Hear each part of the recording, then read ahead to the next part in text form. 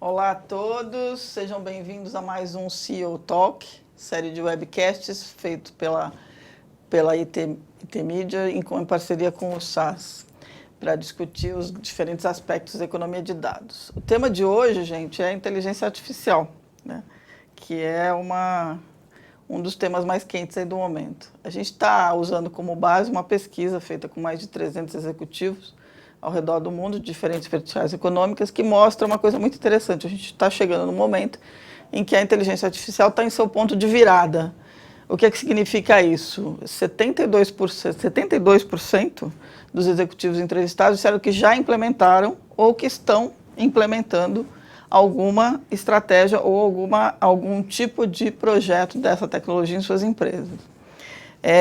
A gente sabe que ainda existem desafios, né, principalmente no respeito da capacitação de pessoas e estratégia, mas as peças críticas para o sucesso da IA dentro das empresas estão aí, né? Tecnologias, processos de definição de competências, entre outras. Elas estão se juntando, né, finalmente, e conseguem aí começar a endereçar os diferentes desafios corporativos. Um aspecto importante que o estudo identificou, esse estudo foi feito pela revista Forbes, comissionado pela SAS, Accenture e Intel, é que as iniciativas mais bem-sucedidas são aquelas que juntam Analytics com IA, e a gente vai abordar bastante isso agora na nossa conversa. Se a sua empresa está trabalhando com IA, eu imagino que você esteja agora nesse momento com a gente aqui assistindo, e aproveite para mandar várias perguntas que a gente vai estar respondendo. Aproveite porque a gente tem 3 convidados muito bacanas para discutir o assunto. Com a gente aqui estamos hoje com o Cássio Pantaleone, que é presidente do SAS Brasil, a Mônica Tisler, que é diretora de soluções e serviços do SAS América Latina, e o César Taurion, que é Partner Head de Digital Transformation da Kik Corporate Ventures e presidente do I2A2, que é o Instituto de Inteligência Artificial Aplicada. Então, preparem aí as suas perguntas. Antes de começar, eu já mencionei pergunta importante. Na caixinha onde vocês estão, na tela onde vocês estão assistindo o webcast, existe um espaço para digitar a pergunta e um botãozinho do lado para mandar. A gente vai ter um tempo no final para responder. Perguntas que tiverem bastante conexão com algum assunto quente, eu vou tentar trazer para o meio da conversa rapidamente. E a gente promete que mesmo perguntas que fiquem sem responder no live, vão ser respondidas depois por e-mail. Então não deixem de mandar perguntas, porque a gente sabe que essa é uma tecnologia que traz muitas dúvidas.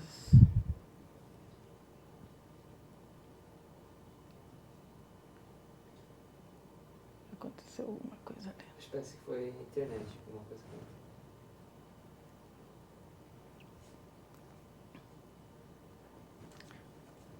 Ok? Então, vamos começar. Dito isso, todas essas explicações, vamos começar a nossa conversa. Bom, Cássio, Mônica, Taurion, muito obrigado por estarem aqui com a gente. Obrigado a vocês. Acho que vai ser divertido, espero que a gente tenha bastante coisa para discutir. Vamos transformar isso num bom bate-papo. Eu tenho uma primeira pergunta, que é uma geral de abertura, tá? E que eu queria pedir que cada um de vocês apresentasse. No estudo da Forbes, tem uma frase muito interessante que eu acho que ela resume bem o que está na cabeça dos executivos de negócio e os líderes corporativos, que é o seguinte: tirando todos os aspectos do tal do hype em torno da inteligência artificial, a grande questão que sobra é como a IA pode contribuir para ajudar a resolver os problemas reais de negócio. Que eu acho que é a grande pergunta: o que é que eu faço com isso, né? A pesquisa mostrou que os profissionais que lidam diretamente com os projetos, ou seja, aqueles que estão ali montando e lidando com o dia a dia, tendem a considerar, por experiência de resultados, a IA mais fundamental para os negócios, são 59% dos respondentes, do que os executivos do C-Level, que, porque não lidam diretamente com os projetos, não acham que é tão fundamental, 45%. A gente sabe que a IA é um futuro sem volta. Parece ser extremamente importante. Então, construir uma narrativa positiva para o C-Level, nesse sentido, especialmente porque cada vez mais as iniciativas de inovação precisam partir dele. Então, com base nisso, eu queria pedir para vocês que vocês nos dessem uma visão sobre a importância da IA para as empresas e os negócios. Para quem estiver querendo vender o peixe para o CEO, ter um bom argumento, e para o CEO que está assistindo entender que realmente é um caminho bacana. Quer começar, Cássio? Posso começar? Vamos começar aqui da esquerda para a direita. Aqui. Obrigado aí, Silvio. Obrigado a todo mundo que está nos assistindo. Eu acho que tem um ponto importante, a questão da IA, ela é um caminho de, digamos assim, de continuidade sobre a maturidade das empresas no uso de analytics, né? Não é simplesmente o analytics ou IA. O IA é um step mais na frente do que é digamos assim, a disciplina do analytics. Evidentemente, os dois se baseiam em ciência de dados, tanto o analytics, o que a gente conhece, quanto o IA precisam da ciência de dados. E aí ocorrem duas coisas que são fundamentais, né? Quando a gente fala do CEO, ele tem que entender que a IA ela foi concebida para automatizar tarefas muito complexas e onde o dinamismo exigido pelo tratamento e pela consideração dos dados que são aplicados para que os modelos, para que a IA trabalhe continuamente os seus modelos e revise esses modelos continuamente, são mais, digamos assim, desafiadores, são mais amplos, né? Então, por exemplo, a gente pode fazer segmentação de clientes baseado em analytics, como a gente conhece, o tradicional do analytics, certo? Uhum. E isso vai dar para a gente uma certa condição de trabalhar um determinado número de campanhas, correlacionando algumas variáveis que vão permitir identificar alguns segmentos, mas com a IA, o que acontece é que a IA ela dá um passo adiante. Ela permite que eu considere um número muito maior de modelos e que eu revise esses modelos de maneira mais dinâmica, né? Evidentemente, sempre tratando de considerar que os dados que dão origem a essa tomada de decisão dos modelos de inteligência artificial sejam dados legítimos e dados consistentes. Caso contrário, os outcomes, né, as saídas, não seriam tão benéficas assim. Então, basicamente, eu acho que para o C-Level entender é aquilo que demanda uma complexidade, um dinamismo maior, é mais vocacionado para IA, e aquilo que é o Analytics, que seria modelos menos complexos, o Analytics daria conta normalmente. Eu acho que esse é o caminho básico, assim, Silvia. Bacana. Mônica? Acho que na minha visão, acho que a primeira coisa que a gente tem que fazer é falar com o CEO e entender o problema de negócio que ele tem. Então, assim, qual é o problema que ele quer resolver? Qual é a dor que ele tem? Então, é uma dor de diminuição de custo? É uma dor que ele quer gerar mais receita? Quais são os problemas de negócio que ele tem? E aí, baseado nesse problema de negócio, é que a gente tem que ver, então, como resolver. Então, pode ser que sim, o Analytics seja uma forma de resolver, e aí usando técnicas de inteligência artificial hoje que estão mais avançadas do que estavam antes. Pode ser que seja um modelo de otimização. Então, antes da gente querer usar a inteligência artificial e as metodologias analíticas, acho que a gente tem que primeiro entender qual é o problema de negócio e aí, posto o problema de negócio dele, ou seja, como é que a gente faz para resolver. E aí sim, se inteligência artificial for o meio pela qual ele vai resolver o problema de negócio dele, aí sim eu acho que ele vai ver bastante benefício disso. Porque antigamente muitos problemas de negócios não conseguiam ser resolvidos por inteligência artificial porque a gente não tinha uma capacidade de máquina e de performance que era capaz de resolver alguns certos tipos de problema. Hoje em dia a gente já tem essa capacidade. Então, se o problema dele for ou puder ser resolvido através de técnicas analíticas ou de inteligência artificial, eu acho que ele vai ver sim bastante benefício e isso tende a gerar um retorno para o investimento dele muito mais alto do que ele estava acostumado a ver. Então, aí sim eu acho que a inteligência analítica, a inteligência artificial, ela entra de forma pesada para sim gerar um benefício de negócio para ele. Bem bacana. Taurion. Eu tenho a clara percepção que inteligência artificial não é apenas uma tecnologia, é muito mais do que isso. Tecnologia é um meio. A gente discute muito como se fosse uma tecnologia aqui ou ali. IA é a nova eletricidade. Ela vai trazer transformações para a sociedade, e quando nós falamos de transformações para a sociedade, nos modelos organizacionais, modelos de negócio, nas profissões, nas carreiras, na organização como um todo, como a eletricidade fez, né, nesses anos da sociedade industrial. Podemos dar um exemplo até para falar de uma tecnologia. Quando o iPhone surgiu em 2007, foi uma curiosidade, afetou algumas empresas do setor, por exemplo, a Nokia, a Motorola e BlackBerry perderam toda a sua relevância, e ao longo dos anos transformou-se em muita coisa, criou-se negócios como Waze, como nós estamos vendo em Airbnb e assim por diante, que não eram esperados naquela época, eram inimagináveis. Teve recentemente, questão de poucos anos atrás, uma frase muito interessante do Klaus Schwab, que é o Chairman of the Board do Fórum Econômico Mundial, que ele falou num termo, a quarta revolução industrial. E realmente isso é interessante, porque nas revoluções industriais anteriores, nós potencializamos uma das características do ser humano, que é a nossa força física. Então, um trator empurra toneladas, um guindaste levanta toneladas, um automóvel faz com que nós consigamos correr a 200, 300 km por hora, um carro de corrida. Agora nós estamos falando de uma mudança significativa, nós estamos potencializando a nossa capacidade cognitiva. Nós nunca enfrentamos isso na nossa sociedade. Então, a transformação que a inteligência artificial vai provocar na sociedade, já está provocando, é muito mais ampla do que a vermos apenas como uma tecnologia. É, sim, uma força alavancadora de transformação da sociedade como um todo. Muito bacana. Quer dizer, pegando um pouco do que a Mônica falou, do que você falou, a gente tem um aspecto bastante interessante nesse momento, que é quase só acender o rastilho agora para a coisa pegar fogo. Que é, a gente tem uma tecnologia que até agora não tinha, quer dizer, e a gente tem os recursos computacionais disponíveis para fazer essa tecnologia avançar. O difícil é imaginar, né, o que fazer com uma coisa que nunca foi feita, né? Eu acho que a gente... Posso comentar Por favor. Eu imagino que nós estamos com a inteligência artificial como nós estávamos, por exemplo, na internet 20 anos atrás. Tá. Vamos voltar a 1998. O Google estava sendo lançado e hoje o Google faz parte da nossa vida. O iPhone estava há 10 anos ainda para ser lançado, quer dizer, não existia o iPhone. Ou seja, o que nós temos hoje não existia há 20 anos atrás. E nós estamos num mundo de exponencialidades, então as mudanças vão ser muito grandes. Então, nós, por exemplo, quando você olha uma determinada aplicação, vamos pegar na área de direito, como já existem várias iniciativas muito interessantes. Quando você faz uma análise, isso foi uma análise comparativa muito interessante, pegamos de um lado advogados e de outro pegamos um algoritmo para fazer análise de contratos de NDA. Os advogados tiveram uma precisão, advogados sêniores, advogado de boa experiência, uma precisão de 85% e o algoritmo 95%. Beleza? O algoritmo é um pouco mais preciso. Mas o segundo ponto é que os advogados levavam em torno de 1h30, 2 horas para analisar um contrato, e o algoritmo leva apenas 26 segundos.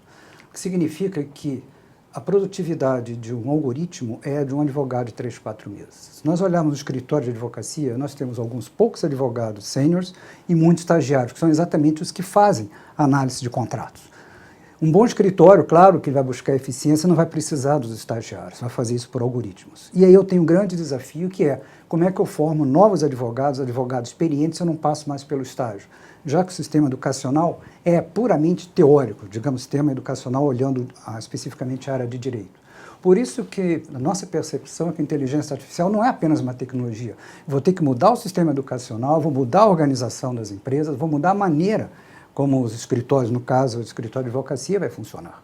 Então, é muito mais amplo do que apenas olharmos como uma tecnologia. Como nós falamos antes, é uma eletricidade, vai provocar mudanças significativas na sociedade, como a eletricidade mudou na nossa sociedade hoje. Que medo. Eu tenho um pouco de medo dessa coisa. Mônica, eu queria pegar aqui, engatar numa pergunta que eu queria pedir para você fazer o jumping primeiro, depois eu queria o input do Cássio e do Taurion, que é com relação à conexão direta entre IA e Analytics, né? A pesquisa ela é interessante porque 79% das empresas que já implementaram projetos de IA com sucesso responderam que a Analytics tem grande papel na IA, né? E aí, no estudo, a IA está descrita como a ciência de treinamento de sistemas para emular tarefas humanas por meio de aprendizado e automação, que é basicamente a análise lá, por exemplo, que o Taurion acabou de exemplificar dos relatórios, né? Ou seja, o aprendizado se dá sobre grandes volumes de dados, que tem que alimentar os sistemas computacionais. Então, a gente roda e volta na questão. A empresa precisa ter uma cultura de dados, ou então ela não vai avançar para a próxima década, se ela não conseguir entender que ela precisa pegar isso tudo. Me parece evidente que sem analytics uma empresa não consegue construir um projeto de IA, né? Eu queria te pedir para fazer essa conexão. Tem uma frase interessante, o Oliver Schabenberger, me ajuda com o nome do moço, que é o CEO e o CTO do SaaS. Ele disse que muitas vezes, de muitas formas, IA é analytics, e a gente acaba rodando ali na questão dos dados. Aí eu te pergunto, é isso mesmo? IA é Analytics e a gente tem que pensar primeiro na cultura de dados? Como é que eu faço para evidenciar melhor essa relação, né? Como é que eu monto uma dobradinha IA e Analytics dentro da empresa? E melhor, como é que eu empurro essa cultura lá dentro? Bastante pergunta, mas acho que você entendeu. Bom, vou tentar responder. Eu dividiria a inteligência artificial em 3 grandes blocos. Então, eu acho que muita gente até fala, qual a diferença entre machine learning inteligência artificial. Então, machine learning, na verdade, ele está dentro de inteligência artificial e ele usa técnicas analíticas para você resolver o seu problema. Então, você pode usar desde técnicas estatísticas básicas, como regressão, séries temporais, segmentação, e você pode usar técnicas mais avançadas, que é onde está entrando o conceito de machine learning, que é o conceito de redes neurais, e o tão falado hoje em dia conceito de deep learning, que são redes neurais com vários neurônios lá dentro que são mais avançadas. Muitos dos problemas de inteligência artificial hoje são resolvidos através dessa técnica de deep learning. Então, este é um lado da inteligência artificial.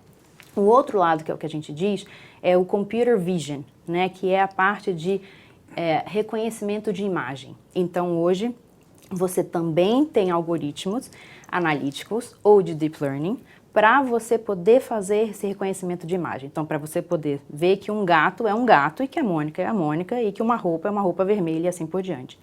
E tem um outro lado da inteligência artificial que a gente chama de NLP, que é Natural Language Processing, que é a parte da fala, que é você começar, que são os tal famosos chatbots ou robôs que a gente vem falando tão hoje em dia, que é o caso do Alexa, que é o caso do Siri, por exemplo, que é você começar a falar com a máquina, ela te responder, e não só ela falar e te responder, mas ela também colocar os sentimentos dela, começar a falar com você como se ela estivesse entendendo você. Por trás disso, ou seja, quando você fala do NLP, no fundo você está pegando a voz, transformando em texto, pegando esse texto, transformando em numérico, e aí sim você está jogando técnicas analíticas para resolver aquilo e falar com a máquina. Então, esses 3 pontos, eles são todos resolvidos, de uma certa forma, com analytics, com técnicas de analytics. Você pode, algumas vezes é melhor você usar otimização, algumas vezes é melhor você usar uma regressão, algumas vezes é melhor você usar rede neural, e algumas vezes é melhor você usar ainda um tipo de rede neural que é ainda chamada deep learning. Então, elas são, sim, extremamente relacionadas. E aí volta para aquele ponto inicial. Você vai na empresa, você entende o problema de negócio que o cliente tem, e você vai dizer qual é a técnica que eu preciso aplicar para resolver aquele problema de negócio do cliente. Então, é isso, você tem que entender o que ele quer e saber, dentre as técnicas que eu tenho, como é que eu vou resolver o problema dele. Então, espero ter respondido a sua pergunta. Mas nesse caso, a empresa tem que começar a pensar que dados são asset. Dados são essenciais, até porque, assim, quanto mais os métodos analíticos vão avançando, mais dados você precisa e mais dados você precisa fazer para testar aquele modelo. Então, você testa, e principalmente essas técnicas mais avançadas, que são de deep learning, elas tendem a overfit, ou seja, elas tendem a você dar um resultado que parece que ele é um resultado maravilhoso. E você precisa treinar aquilo para ter certeza de que aquilo está certo. Então, você precisa de dado o tempo inteiro. Então, se você não tem dado para alimentar aquilo, o seu modelo ele não fica bom.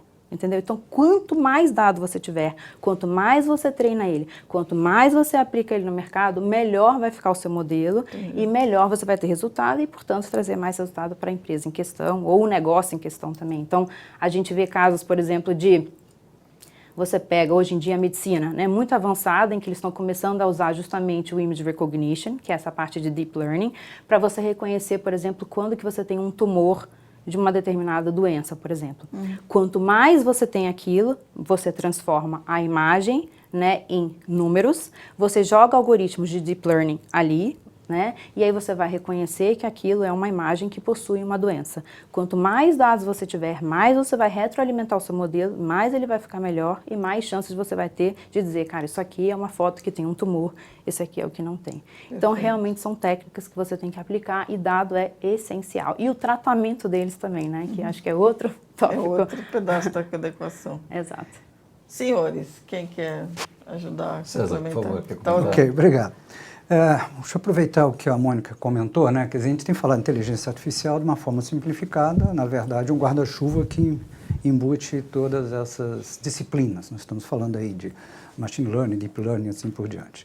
E é interessante que nós temos aí 2 aspectos. Tem um lado realmente que é fundamental a gente ter dados hoje. Eu acho que um dos dos pontos importantes é que nós temos duas variáveis que fazem com que nós estejamos num ponto de inflexão de utilização de inteligência artificial. Uma é a computação, capacidade computacional.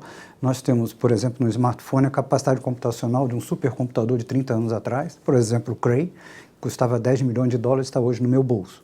E atrás dele eu tenho milhões de outros supercomputadores, que são os ambientes de computação em nuvem, que têm uma capacidade inimaginável há 20, 30 anos atrás. E cada um de nós tem isso no seu bolso. E o segundo, dados. Nós geramos 2,5 quintilhões de bytes por dia e esse processo é exponencial. Então, nós temos motores, algoritmos sofisticados e combustíveis, que são os dados. E dentro desse conceito, nós temos uma necessidade de dados em alguns aspectos. Realmente, acho que a Mônica colocou muito bem. Por exemplo, quando nós falamos de algoritmos supervisionados, que eu consigo treinar o algoritmo baseado em dados do que aconteceu e eu consigo refletir se aquilo realmente é verdade. Por exemplo, à medida que eu vou treinando o algoritmo para identificar a taxa de desconexão de uma empresa de operadora de telefonia celular, o churn rate. Eu tenho também alguns algoritmos muito interessantes, nós já estamos entrando na área de Deep Learning, como, por exemplo, algoritmos geradores adversários, que foi até o caso muito curioso do AlphaGo, que venceu, o AlphaZero. O AlphaGo venceu o campeão mundial de Go, que é um jogo de estratégia, e o AlphaZero venceu o Stockfish. Stockfish é um jogo que é o campeão mundial de xadrez. Xadrez é algo que a computação vem resolvendo há 20 anos, desde 1997, quando Garry Kasparov foi derrotado pelo computador, no caso Deep Blue.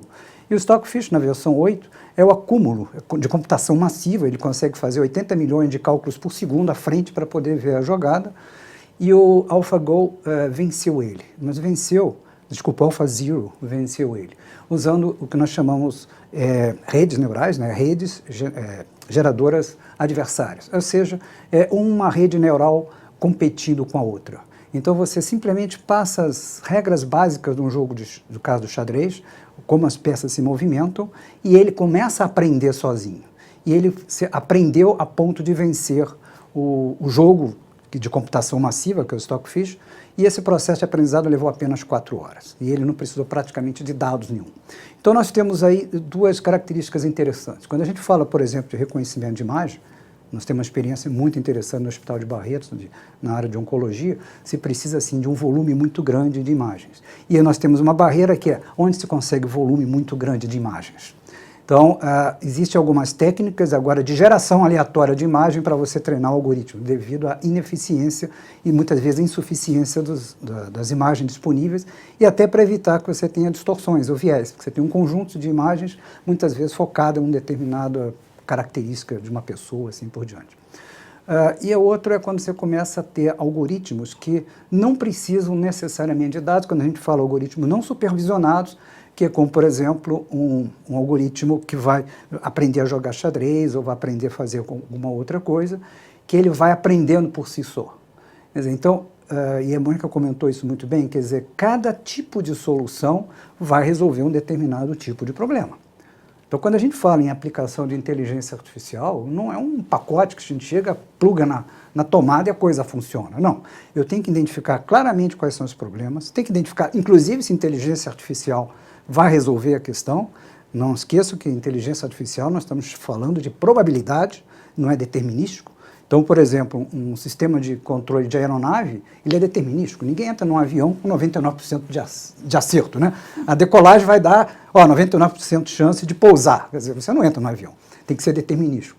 Mas outras coisas são probabilísticas. Probabilidade de uma determinada imagem apresentar um câncer. E isso passa para um médico provavelmente fazer uma análise mais criteriosa. Então, cada problema tem uma determinada solução ou conjunto de soluções. Eventualmente, continuamos resolvendo os problemas com codificação, ou resolvemos com uma grande massa de dados para treinar os algoritmos, ou resolvemos com algoritmos como eu comentei, o GAN, né, que é a rede, alguns exemplos, né, rede geradora adversária, que talvez possa não precisar de tantos dados para o seu aprendizado. Então, cada caso é um caso e a solução vai ser específica para cada um desses casos. Perfeito. O que acha? É um ponto, eu acho, pegando um gancho do que o César, eu não tenho a profundidade técnica que o César e a Mônica têm, né? Pois é, eu tô aqui. Mas existem algumas coisas, voltando à questão do C-Level e a decisão dele usar ou não usar a inteligência artificial, Eu acho que você tocou num ponto importante também, César. E aí é um ponto conceitual, né? Porque, vamos dizer assim, em essência, nós estamos falando de, quando a gente fala de analytics, de inteligência, de uma forma geral, mesmo quando a gente fala do ser humano, nós estamos trabalhando com algoritmos de tomada de decisão, enfim, né? Quando você trabalha com os ambientes mais tradicionais, fora dessa evolução do IA, nós estamos falando que eu tenho uma capacidade de construir alguns modelos, eu desenvolvo esses modelos, conceitualmente para mim, o que é importante é entender que existe um grupo de analíticos, cientistas de dados trabalhando conjuntamente, desenvolvendo modelos que inclusive podem ser verificados, como eles chegaram às conclusões e aquelas recomendações que eles dão. Na inteligência artificial, nós estamos falando, pelo menos é como eu entendo, de algoritmos que desenvolvem algoritmos, que constroem algoritmos. Então, nesse caso, eu não tenho mais um controle das decisões que são tomadas, quer dizer, até certa medida eu tenho um certo controle, mas na medida em que eu lido com um universo muito grande e com uma velocidade, um dinamismo muito grande, é muito difícil eu explicar como a inteligência artificial está me propondo algo para um C-level. Porque ele tem que tomar uma decisão de negócio, como bem colocou a Mônica, e ele quer entender antes de tomar... Mas como é que você chegou à conclusão disso? E essa pergunta eu não faço para o robô. O robô não vai me explicar como ele chegou por enquanto, né? Ele não vai me explicar como ele chegou a essa conclusão. Então, acho que o C-Level, ele acaba desenvolvendo uma certa resistência pelo fato de ele estar num blind spot, né? Perfeito. Ele fica um pouco preocupado. Por outro lado, eu sempre me recordo que esse é um problema que a inteligência artificial, certamente, ela vai se sofisticar na medida em que nós avançarmos, e existem algumas coisas importantes que ainda não foram resolvidas, né? Ele estava dando o exemplo do AlphaGo, do AlphaZ, enfim, e... eu lembro que o Marvin Minsky, que foi um dos papas da inteligência artificial, que ele estava vinculado ao MIT, na década de 70 ele até escreveu um livro fantástico chamado Society of Mind, né, um visionário, e ele dava esse exemplo de que a criança nada mais é do que uma maquininha desenvolvedora de algoritmos pela experiência. Ela vai coletando os dados do ambiente, pela experiência ela vai aprendendo, ela vai fazendo um continuous learning ali até um determinado momento em que ela toma uma decisão, né? E ele dá o exemplo da criança montando os blocos. E na medida que ela vai colocando um bloco em cima do outro e tentando achar o ponto de equilíbrio, ela está tomando decisões baseadas em algoritmos que ela vem desenvolvendo pela percepção, pelos dados que ela coleta do ambiente. Só que existe uma coisa nesse elemento criança que hoje na inteligência artificial está sendo trabalhado em como resolver. Porque num determinado momento a criança toma uma decisão de parar de colocar os blocos um sobre o outro e ela inclusive até derruba os blocos, né? Nós não temos hoje um mecanismo, digamos assim, consciente, e esse é um problema que refere à questão ética, de quando o algoritmo desiste de gerar novos algoritmos, onde ele, vamos dizer assim, cansa, né? Ele não vai cansar. A máquina não vai cansar, diferente da criança, né? Então, eu acho que aí é que vem um ponto que talvez para alguns C-levels se torne um tanto quanto misterioso o processo de IA, né? Afinal de contas, aonde vai me levar isso? Para onde? Eu tenho uma necessidade de negócio, como bem colocou a Mônica, né? Eu tenho que, sei lá, reduzir custo, tomar uma decisão sobre qual produto eu vou lançar ou não, se aquele produto tem uma aderência ou não tem no mercado. Enfim, eu quero usar essa sofisticação toda, quero ter um tratamento com o meu cliente diferenciado.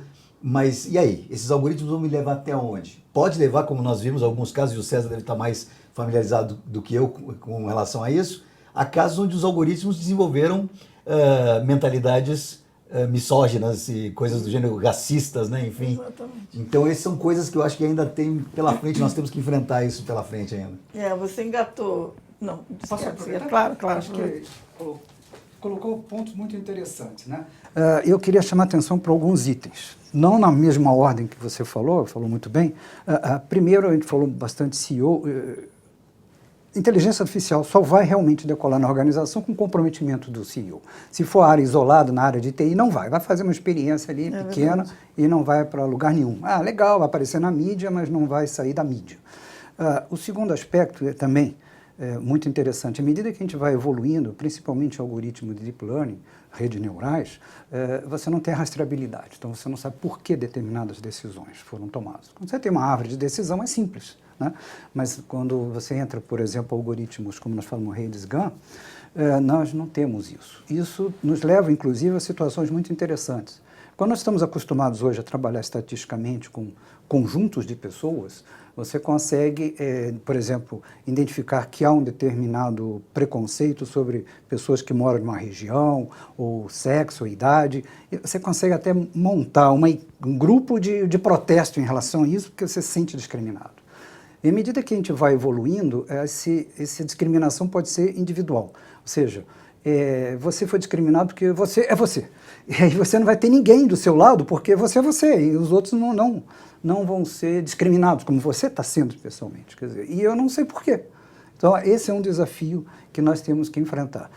E a outra questão que eu acho que é muito importante é que quando a gente começa a falar na evolução da inteligência artificial, esses aspectos ligados à ética, a treinamento do algoritmo, você comentou de você ter um algoritmo tomando decisões racistas, é que ele foi treinado com imagens que levavam a esse tipo de coisa. Eu acho que a analogia da criança é perfeita. Você treina ou educa uma criança num ambiente inóspito, homofóbico, ele vai, de alguma forma, crescer. Né? O algoritmo, imagine que é uma criança. Mas o grande diferencial, e que eu acho que vai fazer a grande diferença no futuro entre nós humanos e as máquinas, é o aspecto da consciência. A máquina não tem consciência. Eles podem simular muitas coisas, podem reconhecer que você está triste, você reconhecer que você está feliz, podem gerar uma música de acordo com o seu momento, né? Você quer descansar, ele pode gerar uma música para você, baseada até no seu comportamento, ele sabe que tipo de música você gosta, mas ele não tem consciência. Vamos pegar um exemplo, todo mundo falar no Watson. O Watson da IBM venceu o programa Jeopardy, mas ele não saiu para comemorar, não foi no bar beber alguma coisa, porque ele não teve a mínima noção que ganhou. O que ele fez? O que ele fez? Quer dizer, é a mesma coisa. O AlphaZero também venceu o Stockfish, mas ele não fez absolutamente nada, não encheu a cara no bar porque ganhou. Então, esse vai ser o grande diferencial que eu acredito nós temos que começar a discutir muito, né? O impacto da inteligência artificial nas organizações. Podemos fazer muitas coisas.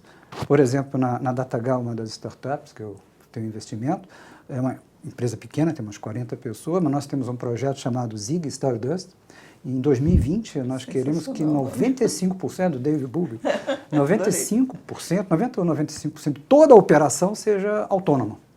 Ou seja, não precisa ter pessoas interferir no dia a dia.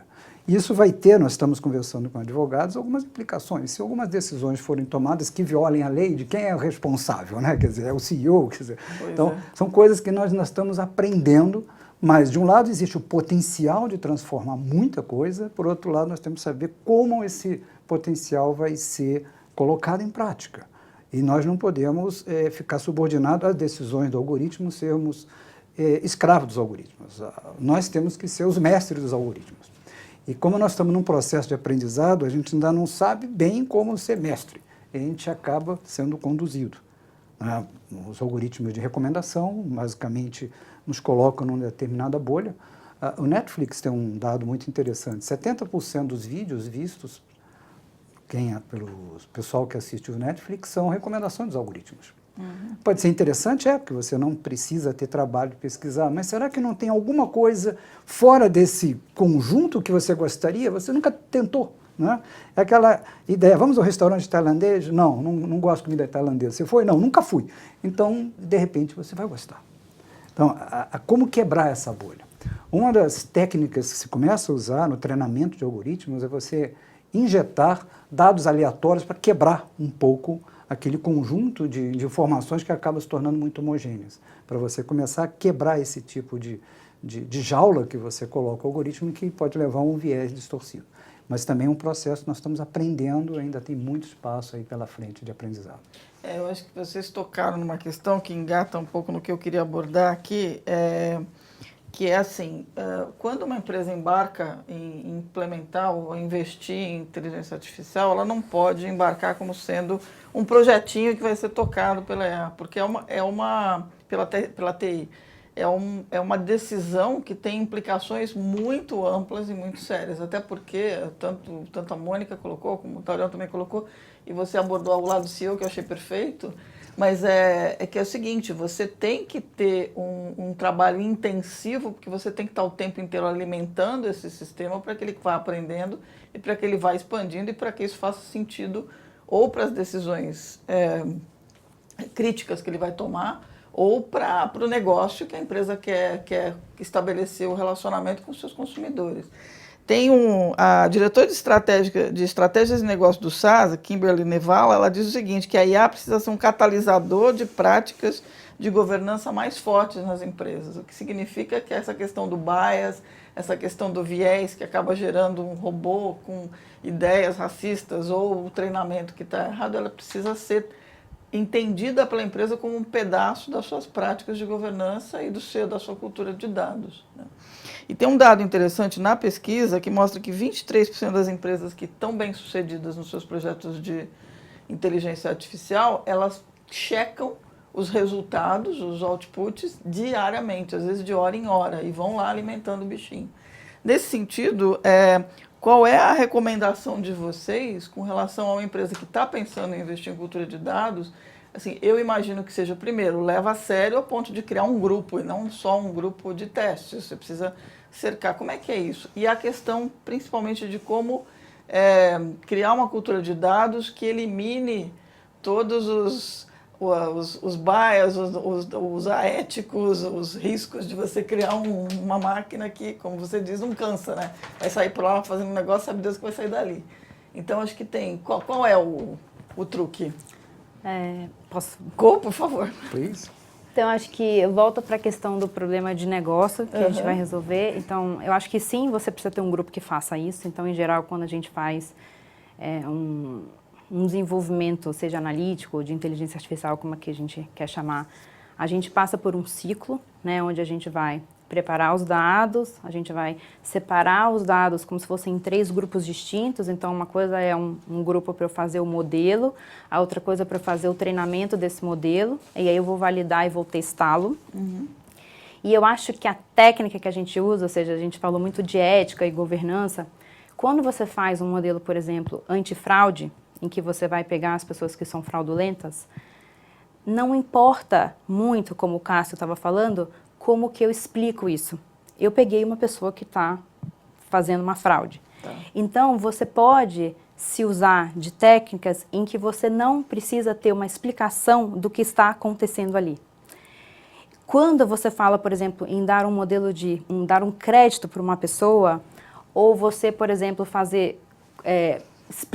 ter explicações, ou seja, eu preciso explicar para ela porque ela foi selecionada para aquilo. Perfeito. Você tem outras técnicas, e até hoje em dia eles já estão até desenvolvendo, como essas técnicas de deep learning já estão sendo muito desenvolvidas, eles estão tentando colocar métodos tradicionais, ou seja, tentar explicar as redes neurais através de regressão e até através de árvores, para você poder explicar para o seu usuário o que está acontecendo ali. Quando você fala, por exemplo, de reconhecimento de imagem, de novo, como o Cássio estava falando, você usa um modelo para complementar o outro. Então, com esse avanço do open source, às vezes uma pessoa já detectou, já fez um algoritmo ali para reconhecimento de imagem, para ela treinar o próximo algoritmo, ela vai usar aquele que o outro fez. Só que para reconhecimento de imagem, ok, eu não preciso explicação, mas para muitos problemas de negócio eu preciso dar explicação. Então, eu acho que vem o que eu estou querendo fazer, de novo, ou seja, qual é o problema que eu estou querendo resolver, e sim, você precisa de um grupo para você sempre testar, ter certeza que aquilo está acontecendo. E mais do que isso, a gente vê hoje em dia, a gente trabalha com isso todo dia, que as mudanças são em tempo real. Então, além de você estar com toda essa era da inteligência artificial, você está na era também do streaming, você está na era do real time, você está na era de você tomar decisões em tempo real. Então, isso vai mudando assim, automaticamente. Então, não só você tem que ter um grupo para fazer toda essa governança, saber como é que entram os dados, como é que saem os dados, quais são os seus resultados, mas os seus modelos, suas decisões, elas estão mudando em tempo real. Então, por exemplo, você tem um plano de dados no seu telefone celular. O seu plano de dados acabou, não adianta eu enviar uma mensagem para você no dia seguinte. Eu já estou atrasada na resposta, o seu plano acabou, Perfeito. Eu tenho que fazer aquilo em tempo real. Então, essa mistura, sim, você tem que ter um grupo fazendo em tempo real, fazendo acontecer e saber administrar, ter a ética para você. Muitas vezes você pega bancos ou instituições governamentais que você precisa, assim, explicar da onde veio a informação, como que ela veio, qual é a governança dos dados. Tem pessoas só que hoje em dia estão tomando conta de como é que vem esses dados, qual é a governança, como é que eles vieram, como é que eles chegaram lá. Então, acho que depende também da indústria que você está falando, se é varejo, se é banco, se é governo e assim por diante. Perfeito. Sim. Cássio, quer falar? Não, você Ok. primeiro, por favor, César. Eu vou aproveitar o gancho que a Mônica jogou a bola no meio do campo, ali na área, né? E que nós temos visto uma coisa muito interessante, né? É fundamental ter dados e a maioria das empresas, os dados estão um lixo, isso é verdade, né? Você tem dados desconectados, sistemas assíncronos, então o primeiro e grande trabalho é realmente fazer uma limpeza de dados, né? A gente pode pegar grandes redes de supermercados, bancos, e realmente você tem muito dado sujo, e é importantíssimo que os dados estejam limpos, se entrar sujeira, né? A velha máxima, entra sujeira, sai sujeira, continua. E o segundo aspecto é que a mudança que a inteligência artificial vai provocar precisa realmente de um apoio da alta administração, porque muda processos. Vamos dar um exemplo da empresa de telecomunicações. Um caso, de algum tempo atrás, que estava trabalhando na previsão da futura desconexão de clientes de uma operadora de telecomunicações. Você conseguia fazer esse algoritmo funcionar com razoável margem de acerto. Beleza.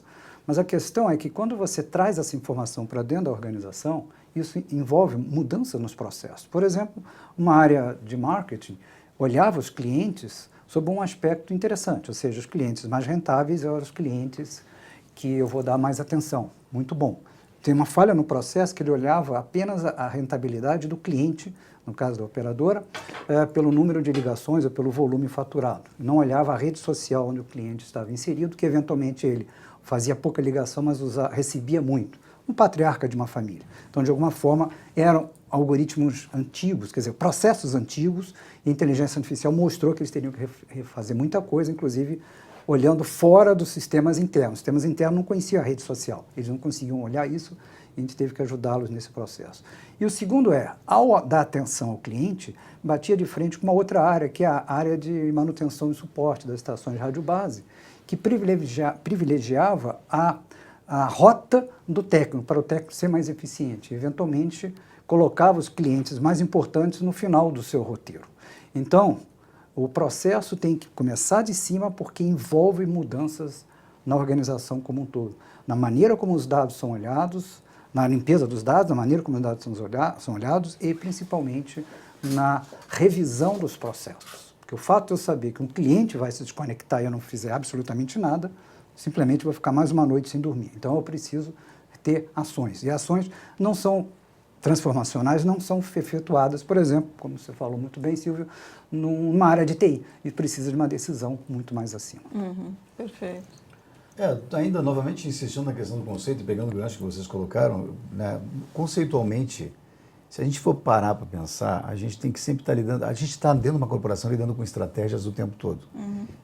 Vamos lá, quebrando o protocolo, existem pessoas que acreditam, né, e geralmente não é a auto-organização que acredita nisso, mas existem pessoas que acreditam que, não, just do it, vamos fazer, depois a gente vê como acomoda, né? Isso já aconteceu várias vezes ao longo da história da administração como um todo, porém a gente sabe que as empresas bem-sucedidas são as empresas que desenvolvem estratégias. Perfeito. E as estratégias, por exemplo, a gente pode fazer um drill down aqui e entender que uma empresa, além de ter a estratégia sua corporativa, da sua relação com o mercado, ela tem estratégias, por exemplo, de recursos humanos. Ela tem estratégias, por exemplo, de marketing. Ela tem estratégias de vendas, de capilaridade de vendas, enfim, seja como for, né?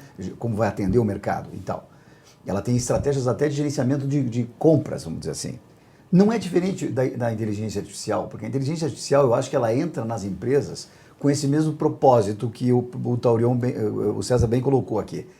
O propósito é, na medida em que eu estabeleço uma estratégia para a inteligência artificial, essa estratégia vai efetivamente mexer com as questões de processo e vai mexer com as questões de pessoas, né? E aí, naturalmente, isso vai trazer para a organização um padrão, digamos assim, de como ela convive com essa disciplina chamada inteligência artificial, e vai com isso dar um norte, que eu acho que esse é o mais importante, que tipo de proveito eu quero tirar a partir daí. Porque a inteligência artificial, ela não vai dar conta apenas de um processo. Na medida em que ela cresce na organização, evidentemente que eu vou querer resolver um problema de negócio aqui, agora eu vou querer resolver um outro problema de negócio, agora eu tenho um terceiro, e a IA vem, digamos assim, como uma coisa vertical na organização, ou horizontal, se você preferir, né? Tanto nessa dimensão quanto nessa dimensão, como uma disciplina implementada a partir de uma estratégia. E essa estratégia, no momento em que ela é tomada como estratégia, ela não pode ser esquecida, a Mônica bem pontuou também, e o próprio César pontuou, que IA é uma disciplina que tem um apetite por dados gigantesco, gigantesco.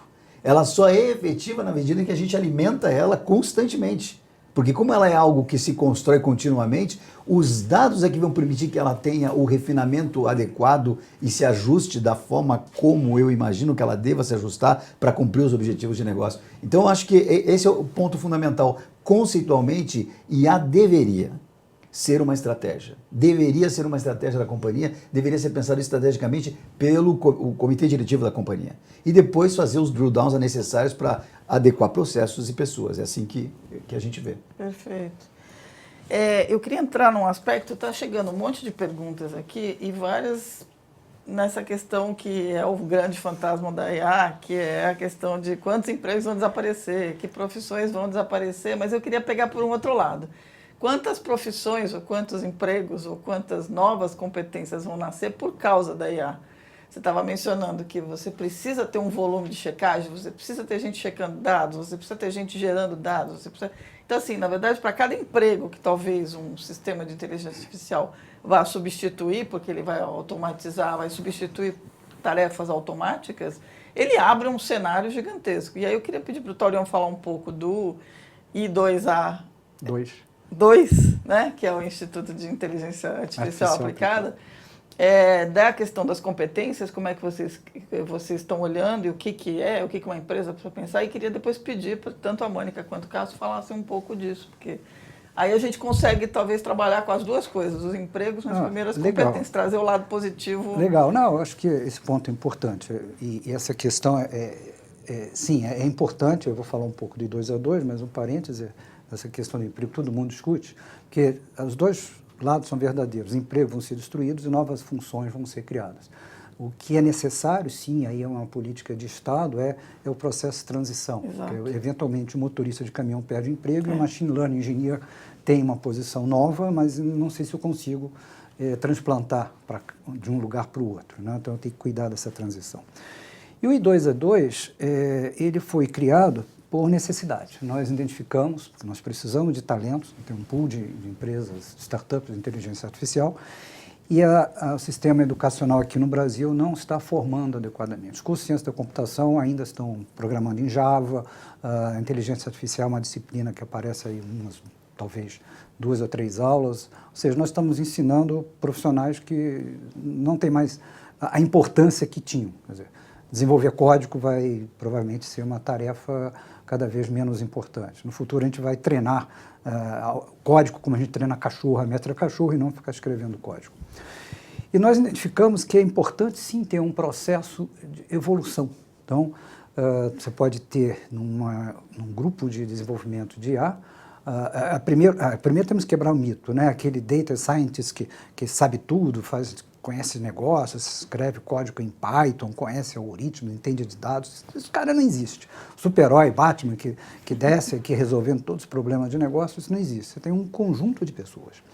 Esse conjunto de pessoas, e nós entendemos que uma das funções, por exemplo, Machine Learning Engineer, é um processo de aprendizado contínuo. Então, primeiro, ele tem que aprender a trabalhar com algoritmos supervisionados. Talvez com dados estruturados, que a maioria das empresas tem dados estruturados. Algoritmos supervisionados que você consegue treinar com os próprios dados. Depois evolui para algoritmos não supervisionados, onde, por exemplo, algoritmos de recomendação, onde você não tem como validar a não ser na prática. A primeira vez que eu recomendo, eu não sei se vai dar certo ou não, a não ser através da prática. E o terceiro é o estágio mais avançado, quando a gente começa a trabalhar com algoritmo de reforço, onde não apenas eu não tenho os dados para comparar, mas eu tenho que, de alguma forma, fazer com que ele aprenda muito rapidamente o processo de autoaprendizado, né?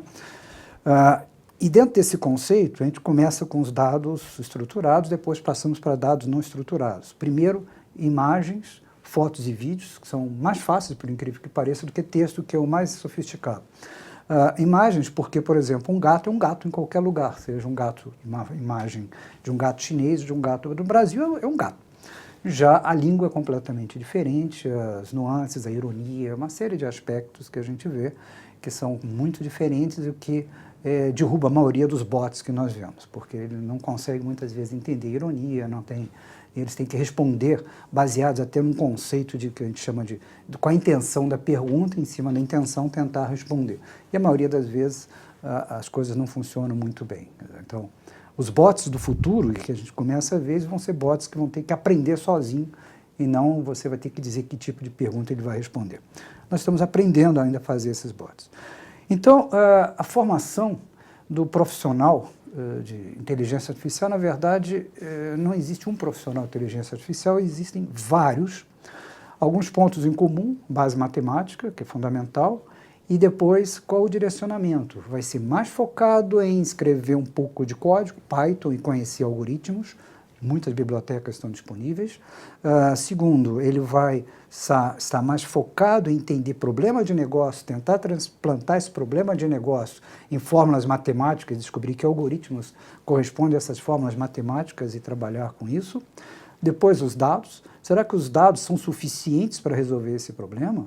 Ou será que eu preciso de mais dados? E onde obter esses dados? E esses dados que eu obtenho tem a aderência necessária para que eu resolva o problema adequadamente, ou ele tem distorções no seu volume? E você tem, claro, o profissional que vai, de alguma forma, juntar todos esses aspectos e desenvolver algumas soluções específicas. Por exemplo, se você vai desenvolver um bot, isso é uma das coisas interessantes, nós estamos desenvolvendo um bot para uma organização, a gente está colocando um roteirista, um cara que está acostumado a escrever diálogo. Exatamente porque o técnico de TI está acostumado, e o cientista de dados está acostumado a falar com outro cientista de dados, uma linguagem muito própria, né? Como o médico conversando com o médico, você não entende o que ele está falando. Então você precisa de alguém que entenda de diálogo humano para poder colocar um bot com uma interface mais próximo do natural, né, como se fosse um ser humano. Então, é uma multidisciplinaridade que envolve uma formação de um profissional, de alguma forma vai estar lidando com inteligência artificial. Bem bacana. Mônica? Eu tenho 2 filhos, assim, né, que já estão numa idade de começar a programar. Eu acho que a programação virou o novo inglês, né, então você tem que saber programar. Agora, uma coisa que eu acho que você falou bastante interessante, eu acho que as ciências, hoje em dia, elas estão se misturando. Então, difícil você encontrar um profissional que vai saber fazer tudo. A própria parte de como que funciona o cérebro humano, né? Então, assim, de novo, voltando para os meus filhos, que eu estou vendo colégios para eles, hoje em dia, você não tem mais só a área de exatas ou só a área de humano. As ciências, elas estão se complementando. Então, você tem uma pessoa que sabe psicologia, que o Cássio é mestre nisso, que entende, ou seja, como é que o cérebro humano pensa, mas é justamente como o computador está cada vez mais tentando reproduzir o cérebro humano, então você precisa de alguém que entenda muito bem de psicologia, alguém que entenda muito bem de exatas, ou seja, para tentar pegar essa parte. Ele mesmo falou do roteirista.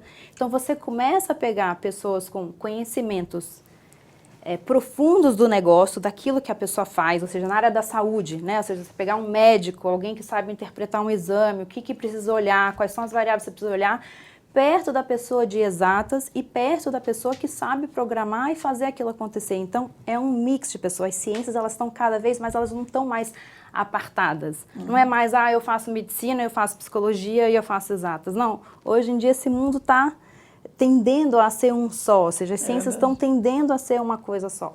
Então, eu acho que em termos de emprego, né, você perguntou quais são os empregos que vão acabar, eu acho que aqueles que as máquinas podem fazer, por exemplo, talvez varrer um chão, ou a parte de automação na sua casa, ou até cozinhar, esse tipo de coisa, acho que sim. Mas você começa a desenvolver uma série de outras áreas, que é como é que eu faço essas pessoas que pensam diferente ou que têm cabeças tão diferentes se comunicarem, né? Porque isso é que vai ser o diferencial para a gente fazer esse avanço da inteligência, porque ela tenta reproduzir justamente o que passa na nossa cabeça, que é complexa, né? Ou seja, como é que a gente toma as decisões, o que eu vou querer e tudo mais. Então, acho que é mais esse o avanço que eu vejo aí. Perfeito. Pegando o gancho do César e da Mônica aqui, recentemente até escrevi um artigo exatamente sobre esse tema, né? A questão da empregabilidade diante da IA. E eu não vou dar spoiler. Quem quiser ler, vai lá. Eu escrevi para a Harvard Business Review. É um texto que fala exatamente sobre essa transição. O primeiro ponto é todas aquelas tarefas que podem ser automatizadas, porque são tarefas repetitivas, certamente essas tarefas vão ser substituídas por robôs, pela IA, né, de uma forma geral. Isso não há dúvida nenhuma. Então, por exemplo, um call center, fundamentalmente aquilo pode ser completamente trabalhado via IA. Um processo de subscrição em seguradoras pode ser trabalhado via IA. Qualquer coisa que for repetitiva pode ser automatizada, né? Isso traz um desafio, sem dúvida nenhuma, porque existe um contingente muito grande na sociedade que vive desse tipo de Exato. trabalho, né? E isso é um contingente significativo. Como isso vai como será feita a transição, dependerá, e eu acho que o César colocou muito bem isso, de uma política social, né? Uma política do governo, uma política voltada para a educação, que é a capacitação para essa nova realidade. Mas o problema nessa capacitação para a nova realidade é que ela tem que ser um ciclo contínuo, né? Não é uma coisa que num determinado momento da história, digamos assim, não, agora nós vamos desenvolver uma nova competência, porque isso acontece em todas as ondas de transformação que o mundo vem sofrendo ao longo da nossa história, né? A humanidade vem sofrendo ao longo da história. Então, a política tem que acontecer de uma forma mais acelerada, porque agora nós trabalhamos, e você bem pontuou isso, com uma revolução, a quarta revolução industrial, que se trata da cognição. Exato. Né? Então, muda completamente o tipo de abordagem educacional. Aquela abordagem para os elementos práticos que antes eram oferecidas, agora tem que ser oferecida para o âmbito cognitivo. E é interessante, se a gente observar o que está acontecendo nas universidades mundiais, as melhores universidades do mundo, e eu vou dar um exemplo de uma que eu estou muito familiarizado, porque meu filho estuda lá, que é a Universidade de Edimburgo, eles têm uma disciplina de Digital Society, né? E essa disciplina, essa formação, esse mestrado, ele engloba vários campos da ciência, né? Por exemplo, um dos campos que está sendo mais levado em consideração é o campo da linguística, porque o César bem colocou, a linguística não trata apenas de questões semânticas, gramaticais, ou seja lá como for, a própria linguagem evolui e as máquinas têm que entender a evolução dessa linguagem, né?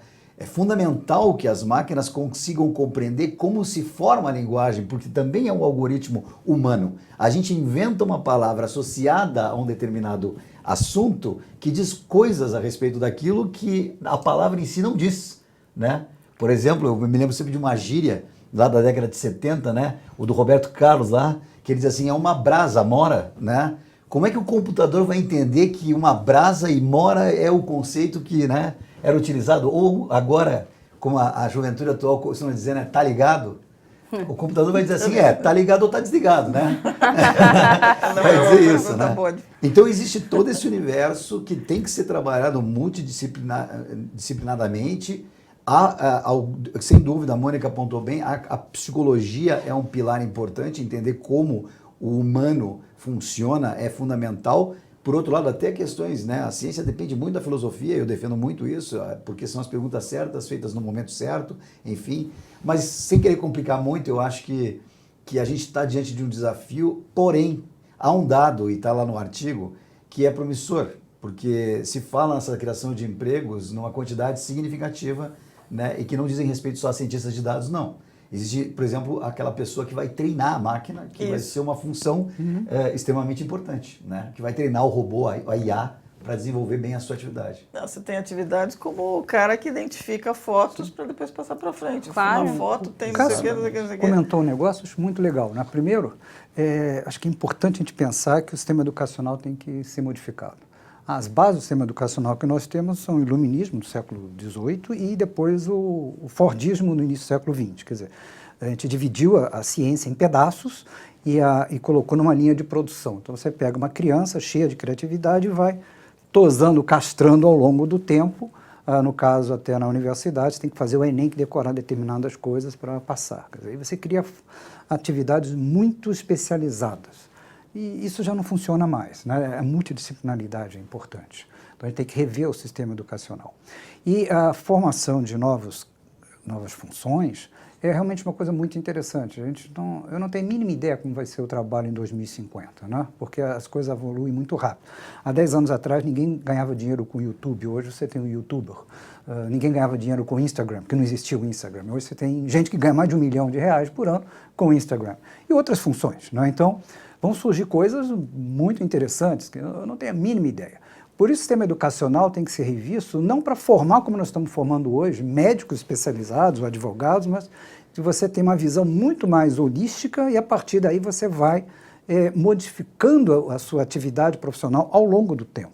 Nós vamos viver mais tempo e nós vamos mudar de profissões mesmo durante esse período de vida. Quer dizer, então, se eu me formar hoje o que é um advogado, talvez eu vá me aposentar com 3 ou 4 profissões diferentes adquiridas ao longo do tempo.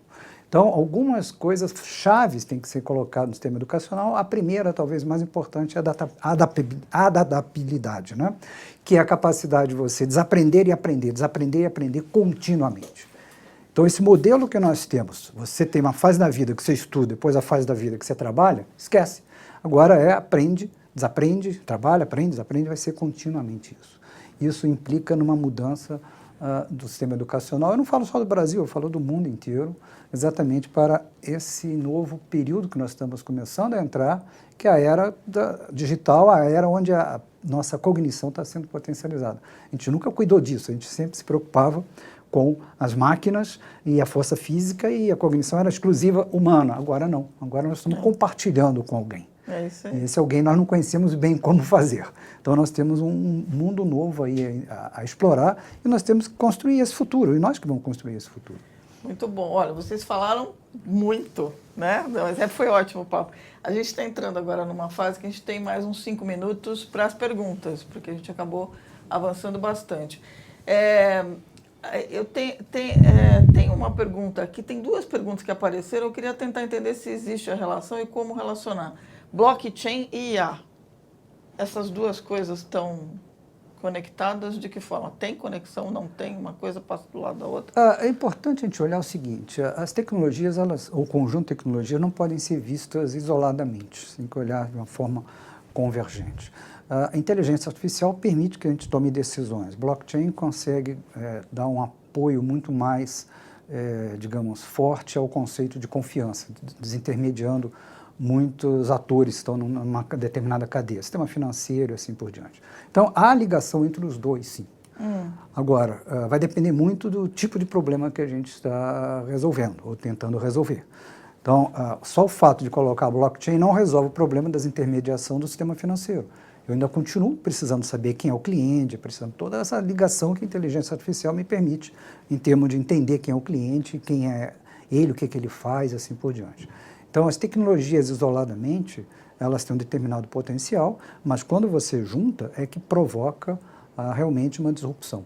Então, há, sim, desde que seja aplicado adequadamente a um problema real. Ou seja, elas estão paralelas e se juntam para resolver um determinado problema, mas uma coisa... Paralela não... Você vai resolver muitas coisas com inteligência artificial, vai resolver algumas coisas com blockchain, mas a junção das duas, aí sim vai provocar disrupções. Tem 2 perguntas aqui, especificamente sobre softwares de BI, Big Data, que eu acho que a gente podia pedir para a Mônica endereçar um pouco.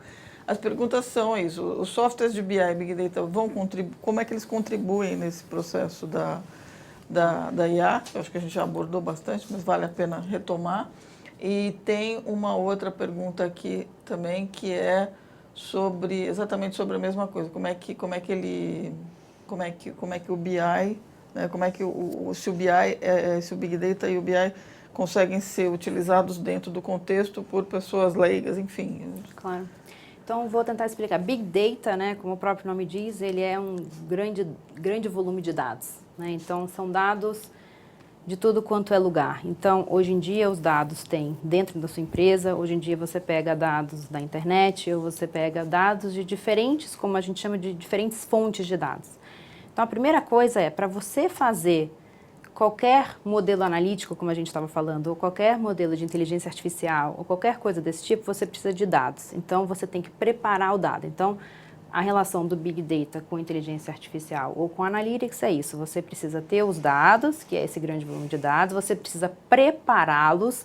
E quando a gente diz prepará-los, não é só deixar estruturado, como dizia o César, né? Porque muitas vezes o dado vem em texto e você precisa criar variáveis, mas você precisa criar variáveis, que é o que a gente chama, que sejam significativas para a gente poder ter um resultado analítico.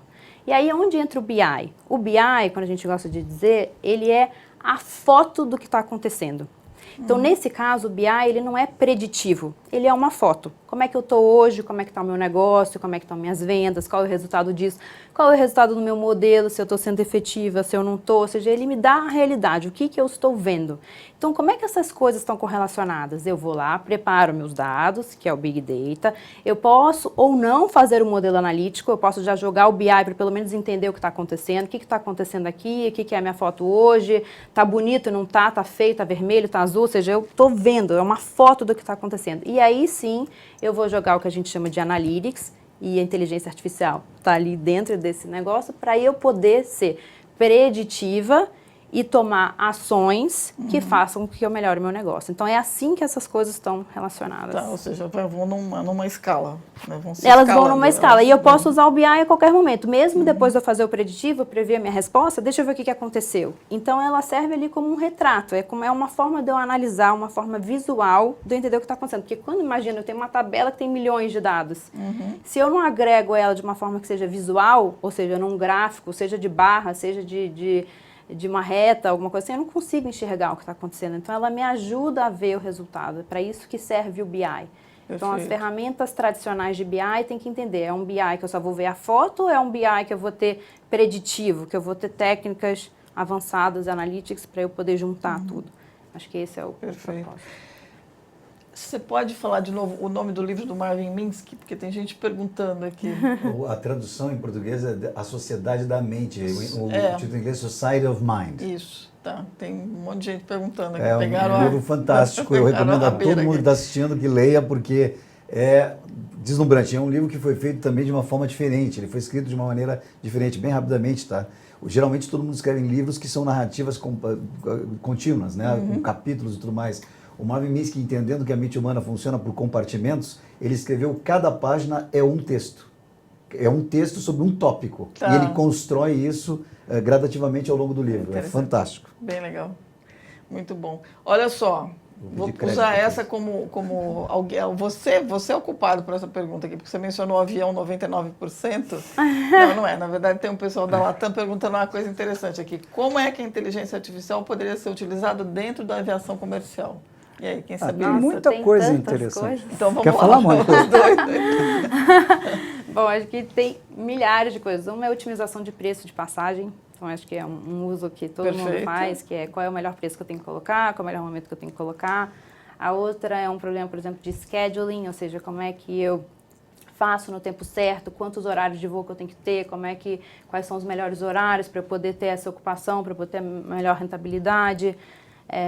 Tem a parte, inclusive eu já fiz um projeto de scheduling, ou seja, como é que eu monto uma aeronave da melhor forma possível, porque tem milhões de atividades, então como é que você faz para otimizar a montagem de uma aeronave, por exemplo. Sensacional. Você tem toda a parte inclusive de voos, né, que eu acho que é uma simulação de voos, N, que eles fazem para justamente não dar defeito, porque o 99 tem que ser 99, tem que ser 99,99999, então você testa uma série de... O próprio avião, né, ele é cheio de máquinas para poder, quando uma coisa falha, a outra vem. Então, acho que a inteligência artificial está muito presente, o Analytics está bastante presente aí na aviação. Então, mais exemplos? Eu acho que dá para complementar, poucos, né, porque ela já esgotou, mas o ponto principal da aviação é o seguinte, o avião tem que estar voando, o avião no solo é prejuízo. Claro. Então, 16, 17 horas de voo. E tudo que você puder fazer em relação a isso, sim. Por exemplo, desde garantir que o avião não fique o mínimo tempo possível no solo através de manutenção preditiva, quer dizer, os sensores de uma turbina. Uma turbina, num voo de longa distância, gera mais ou menos 1 trilhão de bytes de informação.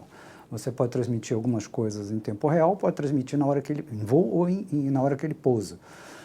E aí você consegue ter uma manutenção da peça a hora que você precisar. Determinada peça que vai dar pane em determinado local. Isso é extremamente relevante. É muito interessante. Muito. E que você sabe como você tem a escala de voo, você pode saber aonde fazer. E no futuro, lembra que a gente falou da convergência tecnológica?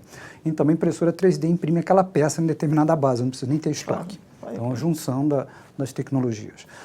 Você consegue fazer todo por exemplo, um planejamento para o aeroporto, de qualquer atraso de voo, você tem um deslocamento para finger e tudo isso, isso causa um desconforto muito grande, porque a experiência do passageiro não é no voo apenas, o voo apenas é uma etapa, é do início ao fim, ou seja, na hora que ele vai procurar uma passagem, comprar o bilhete, até a hora que ele pega a mala. Isso. Então, se você olha em pedaços, você pode ter, o voo foi maravilhoso, mas a experiência foi uma porcaria, porque é o somatório de tudo. Então, como é que você faz um check-in facilitado? Como é que você orienta ele no deslocamento do aeroporto? Ele está próximo do aeroporto ou não, você consegue avisá-lo. É a própria parte do programa de milhas que você pode fazer um programa Milhagem. de marketing. Esse é um bem programa feito. fantástico em milhagem, que a maioria das empresas não usa programa de milha. Ele simplesmente te dá o seguinte, você tem tantas milhas, então você tem um bilhete X. Mas a empresa sabe quando eu vou, por que eu vou e não usa isso. Quer dizer, as empresas aéreas não usam essa fonte imensa de informação. Todas elas, a Latam é uma delas, como a Gol, a outra, não usam informação. Eles jogam fora essa informação, só me dão em troca bilhete. Cadê o restante da minha experiência? Eles não estão usando. Então tem muito a ganhar com isso usarem E pode algoritmos. até vender a informação também para outros. Por exemplo, ela conhece tão bem o perfil das pessoas que usam a Latam, ou seja, ela sabe o tipo de cliente que usa. Então você pode falar, olha, isso aqui é um cliente premium e ela vende esses dados, por exemplo, para uma empresa, sei lá, de joias. Isso aqui você pode oferecer que ela vai comprar. Então você faz uma parceria. Ou você sabe, esse aqui é o cliente que gosta de coisas mais baratas. Então ela pode inclusive pegar os dados dela, que hoje dado é a riqueza do momento, e vender esses dados para outra empresa, fazer parceria. Então, Lembrando do GDPR. Mas o importante, Tenho medo de o importante não é esquecendo do GDPR. o importante é ela usar os dados, que não usa. É. Eu conheço também, falou de avião, mas pode falar supermercado, tem supermercados que você simplesmente tem um programa de milhagem e o que ele faz é o seguinte, no meio do seu aniversário você tem um desconto. No restante do tempo, ele sabe que eu compro quando eu compro. Então tem lá uma promoção do tipo, olha, hoje tem fraldas mais baratas. Pô, o que eu vou fazer com fralda? Não é fralda geriátrica? Quer dizer, então não me interessa nem um pouco. Então, as empresas estão nadando no oceano de dados, mas não sabem extrair muita coisa. Aliás, extraem muito pouca coisa. O que nós vemos hoje, e não são todas, algumas empresas estão usando BI, que, como a Mônica bem disse, é um presente. Na verdade, é uma foto do passado, você juntou todo mundo, olha, aconteceu isso, não significa absolutamente nada que vai acontecer no futuro. Pode estar entrando uma disrupção que você não tem refletido isso no passado, porque ela está entrando agora. Então, a primeira coisa é, seja Latam, seja qualquer outra empresa aérea, use os dados que vocês têm. Vocês não estão usando adequadamente. Vocês têm muita informação e não usam adequadamente. Maravilha. Eu acho que o exemplo de vocês, para fechar, pessoal, quem mandou mais perguntas, tem várias aqui, eu já alerto que a gente vai responder, vocês vão receber por e-mail, a gente bateu o tempo aqui, agora tem que encerrar, mas eu acho que os exemplos dados, eles podem ser aplicados para N verticais, porque a experiência do consumidor, ela precisa ser melhorada o tempo inteiro. E o uso dos dados, que eu acho que o grande alerta aqui que todo mundo está dando é usem os dados. Né? Os dados estão ali, né? Precisa usar. Então eu queria agradecer muito aos três, foi fantástico, super enriquecedor, eu tenho certeza que o pessoal adorou. Queria agradecer muito a todo mundo que ficou com a gente esse tempo todo, mais de 1 hora de conversa.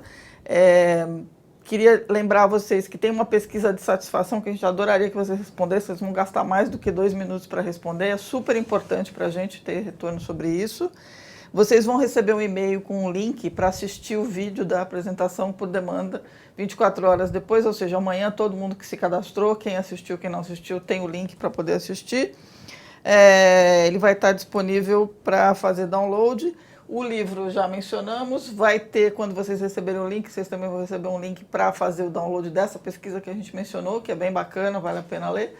E, de novo, muito obrigada a todos. De novo, parabéns aos três. Muito obrigada. E até a próxima, pessoal. Muito obrigada.